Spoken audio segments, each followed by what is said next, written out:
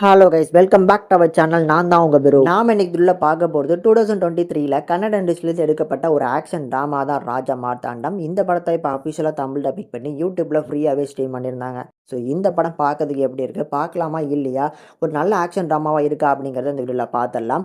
அதுக்கு மேலே இந்த படத்தில் லீடிங் ரோல்னு பார்க்கும்போது சிரஞ்சீவி சரத் அண்ட் தீப்தி சதியும் நடிச்சிருக்காங்க. ஸோ இப்போ இந்த படத்தோட கதை என்ன அப்படிங்கிறத ஃபஸ்ட்டு பார்த்துருவோம். இப்போ இந்த படத்தோட கதையை எங்கேருந்து ஸ்டார்ட் பண்ணலான்னு பார்க்கும்போது படத்தில் இருக்கிற நம்ம ஹீரோ, ஸோ இவர் சின்ன வயசில் அவரோட பாட்டி சொல்கிற அந்த ராஜா கதைகள் அண்ட் ராஜா வந்து நீதிகள்லாம் கேட்டு வளர்கிற இவர் ஒரு ராஜாவே வளர்றாரு. ஸ்கூலில் ராஜா வேஷம் போடுறாரு. இப்படி வளர வளர வந்து பார்த்திங்கன்னா எந்த ஒரு வேலையுமே பார்க்காம இவங்க பாட்டி வந்து இவனை ராஜா மாதிரியே தான் பார்த்து வளர்க்குறாங்க. இப்படி ஹீரோ நல்லா வளர்ந்ததுக்கப்புறமும் அப்பப்போ இந்த ராஜாவோட வசனங்கள், ராஜாவோட வந்து அந்த கம்பீரம் எல்லாமே வந்து ஆட்டோமேட்டிக்காக அப்பப்போ வந்துட்டு போகுது. இன்னொரு சைடில் நம்ம ஹீரோயின், இவங்க வந்து ஒரு MBBS ஸ்டூடெண்ட்.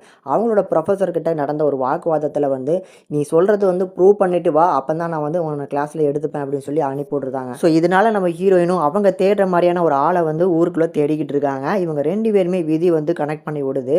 ஒரு கட்டத்தில் வந்து ஹீரோயின் வந்து ஹீரோ யார், எதனால வந்து இப்படிலாம் நடந்துட்டு இருக்காரு அப்படிங்கிறத அவங்க பாட்டிக்கிட்ட கேட்குறாங்க. ஆனால் அவங்க பாட்டி வந்து எந்த ஒரு விஷயத்தையும் அவ்வளோ சீக்கிரத்தில் சொல்கிற மாதிரி ஏதோ ஒரு விஷயத்த மறைக்கிறாங்க அப்படிங்கிறது தெரியுது. உண்மைக்குமே ஹீரோ யார், எதுக்காக ஹீரோ இந்த மாதிரி நடந்துக்கிட்டு இருக்காரு அண்ட் அவரோட ஃப்ளாஷ்பேக் ஸ்டோரி என்ன அப்படிங்கிறதான் இந்த படத்தோட மீதி கதைனே சொல்லலாம். இப்போ இந்த படம் பார்க்கறதுக்கு எப்படி இருக்குது, ஒரு நல்ல ஆக்ஷன் ட்ராமாவாக ரெடியாக இருக்கான்னு கேட்டிங்கன்னா, இந்த படம் பார்க்குறதும் படம் எடுக்கிறதுலையுமே 2 வகை இருக்குது.